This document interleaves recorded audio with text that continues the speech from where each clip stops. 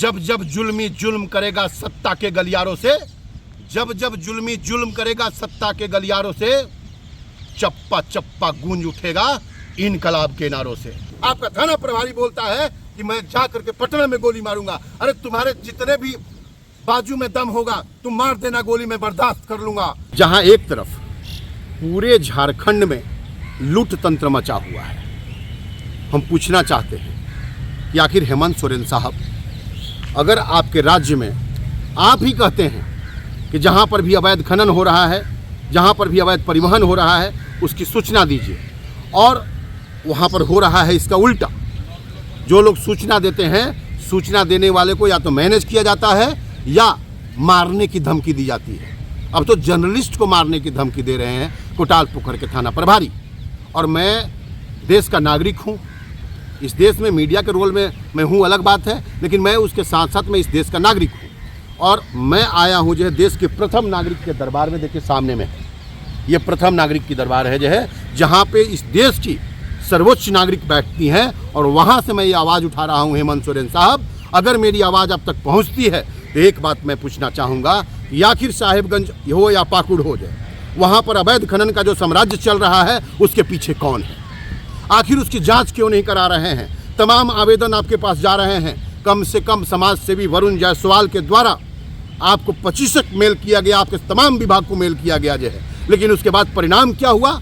समाज सेवी वरुण जायसवाल के घर पे लगे हुए कैमरे को जबरन निकाल दिया गया। वो भी केवल ये हवाला दे करके जो है कि उनका कैमरा, उनके पर्सनल प्रॉपर्टी पे लगा हुआ कैमरा जो है निजता का हनन कर रहा है। साहब एक चीज बता दीजिए, वहीं पर बगल के थाने में जो है, थाने में बैठ करके अवैध उगाही का साम्राज्य चल रहा है, जिसका तमाम वीडियो वायरल हो रहा है, उस पर कार्रवाई करने की बजाय साहिबगंज के डीसी महोदय, साहिबगंज के एसपी महोदय, आपने कभी एक बार ये क्यों नहीं देखा कि आखिर थाने में हो क्या रहा है? वो सही हो रहा है या गलत हो रहा है?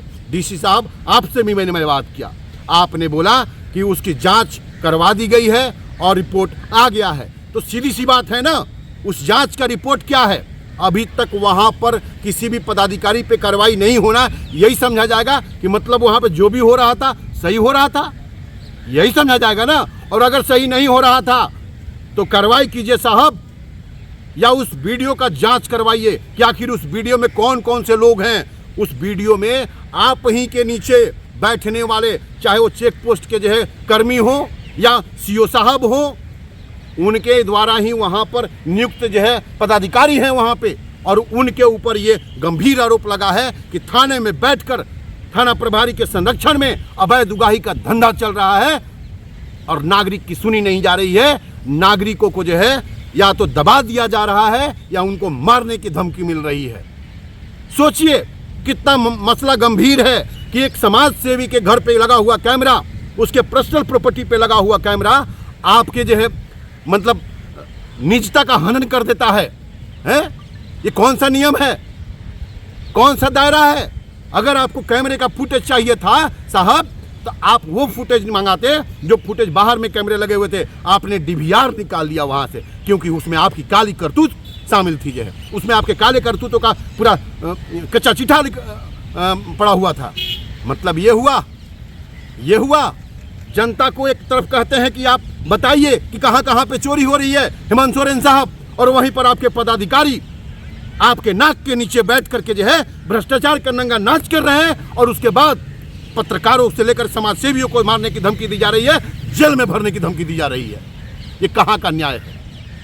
कौन से लोकतंत्र में जी रहे हैं हम, जिस लोकतंत्र में जो है लोकतांत्रिक तरीके से बात करने के बाद भी जो है पत्रकारों पे कार्रवाई, समाज सेवियों पे कार्रवाई और डराने धमकाने की कोशिश हो रही है।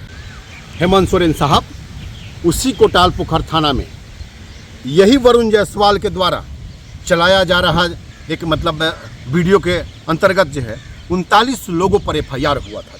39 लोगों पर एफआईआर हुआ था जो कि रेकी कर रहे थे जो है प्रशासन का, जो कि रेकी कर रहे थे पुलिस वालों का, और उसका भी खुलासा इसी वरुण जायसवाल ने किया था जो है। लेकिन आज तक उस केस में क्या हुआ किसी को कुछ नहीं पता है। प्रभारी से पूछने पे बताते हैं इंस्पेक्टर साहब जांच कर रहे हैं, इंस्पेक्टर साहब से पूछने पे बताते हैं आपको डीएसपी साहब जांच कर रहे हैं। मतलब उस जांच में कुछ नहीं, मतलब जो हम आपको बचाने के लिए मतलब प्रशासन की रेकी हो रही थी, हमने उसकी सूचना दी, बेलगाम भारत ने उस चीज़ को चलाया। उस समय आपको मतलब इस पे संज्ञान लेना चाहिए था, लेकिन आपने संज्ञान तो लिया नहीं पदाधिकारी महोदय, खास करके कोटालपुर का थाना प्रभारी महोदय। लेकिन अब जो है जो व्यक्ति शासन प्रशासन को बचाने का काम किया, जो व्यक्ति जो है शासन प्रशासन को मदद किया, जो व्यक्ति जो अपने घर पे कैमरा लगा करके वहाँ पर हो रहे अवैध खनन को उजागर किया, अवैध परिवहन को उजागर किया, उस व्यक्ति की गिरफ्तारी पता है कहाँ से हुई? दिल्ली से हुई।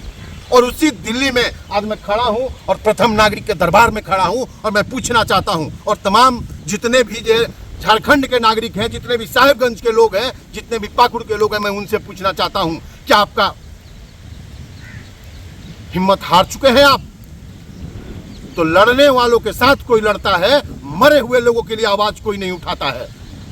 अगर आप में अभी भी जहन में कुछ बचा हुआ है तो कम से कम आवाज मत उठाइए, इस वीडियो को शेयर कीजिए और पहुंचाइए हेमंत सोरेन साहब तक कि आपके अभियान को सपोर्ट करने वाले पत्रकार, आपके अभियान को सपोर्ट करने वाले जो समाजसेवी हैं, उनके ऊपर जो है आपकी प्रशासन किस तरीके से दंडात्मक कार्रवाई के लिए लगी हुई है, और वो भी खास करके जानबूझ करके फंसाने के लिए। आपका थाना प्रभारी बोलता है कि मैं जा करके पटना में गोली मारूंगा। अरे तुम्हारे जितने भी बाजू में दम होगा तुम मार देना गोली, में बर्दाश्त कर लूंगा, लेकिन एक चीज ध्यान रखना, तुम्हारी कलई को खोलते खोलते चाहे मेरी मौत क्यों न हो जाए, लेकिन तुम्हारी कलई को इस झारखंड सरकार को, इस भारत सरकार को जरूर दिखाऊंगा। तुम्हारे पीछे का जो चेहरा, तुमने अंदर में, आगे का चेहरा तो तुम्हारा बहुत मासूम है, लेकिन जो पीछे का जो चेहरा है इन साहब का, उसके पीछे तमाम तरह के, देखिए मैं ऑडियो चलाया हूं जो है, उस ऑडियो में देखिए ये कैसे वीडियो चलाने के बाद मैनेज करने की बात करते हैं, और मैनेज नहीं होने के बाद वरुण जायसवाल की गिरफ्तारी दिल्ली से होती है। लेकिन कोर्ट है यहाँ पे साहब, कोर्ट में दूध का दूध पानी का पानी होता है, और वहां पर बैठे हुए कुछ पत्रकार देश के चौथे स्तंभ को जो है बदनाम करने में लगे हुए हैं, और वहां पे बैठ करके इनको संरक्षित कर रहे हैं। मैं उनको भी कहता हूं, 302 के आरोपी वहां पर थाने में बैठते हैं, कैसे 302 के आरोपी थाने में बैठते हैं, और थाने में बैठ करके जो है वहां पर साम्राज्य चला रहे हैं। और वहां के डीसी महोदय और एसपी महोदय साहिबगंज से अगर निवेदन करता हूं मैं, तो मेरे ऊपर दबाव पड़ता है।